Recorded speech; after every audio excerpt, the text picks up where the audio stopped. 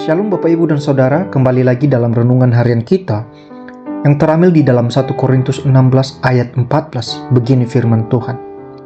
Lakukanlah segala pekerjaanmu dalam kasih. Judul renungan kita hari ini, melayani dengan sukacita.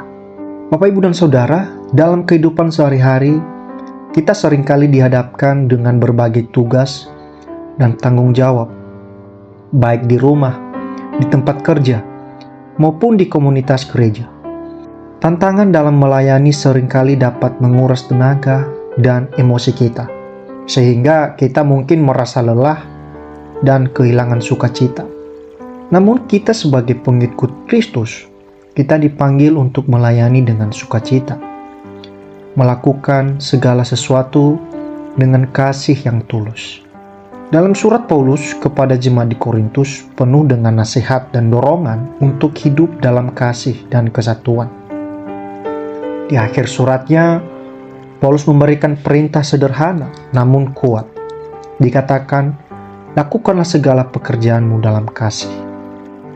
Bapak, Ibu, dan Saudara, pesan ini muncul dalam konteks penutup suratnya, di mana Paulus memberikan instruksi praktis kepada jemaat tentang bagaimana mereka harus hidup dan melayani satu sama lain. Dengan menekankan pentingnya kasih dalam semua tindakan mereka, Paulus mengingatkan jemaat bahwa motivasi dan sikap hati dalam melayani sangat penting.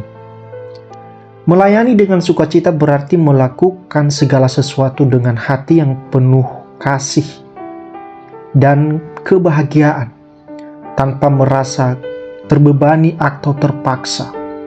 Kasih adalah motivasi utama yang seharusnya mendorong setiap tindakan pelayanan kita. Ketika kita melayani dengan kasih, kita tidak hanya memenuhi tugas kita, tetapi juga mencerminkan karakter Kristus. Kasih membuat kita melayani dengan tulus, tanpa mengharapkan imbalan atau pengakuan. Sukacita dalam melayani datang dari kesadaran bahwa kita sedang mengambil bagian dalam karya Allah dan memberkati orang lain dengan kasih-Nya. Oleh sebab itu, untuk mengaplikasikan prinsip melayani dengan sukacita dalam kehidupan kita sehari-hari, kita perlu mengubah perspektif kita tentang pelayanan. Lihatlah seperti kesempatan untuk melayani sebagai kesempatan untuk menunjukkan kasih Allah kepada orang lain.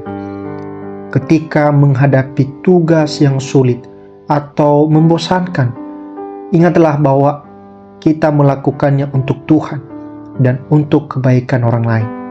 Mari kita berdoa agar Tuhan memberi kita sukacita dan kekuatan dalam melayani. Dan mari kita mencari cara untuk membuat pelayanan kita bermakna dan penuh kasih. Dengan demikian, kita akan menemukan kebahagiaan sejati dalam melayani, dan orang-orang di sekitar kita akan merasakan kasih Kristus melalui tindakan kita.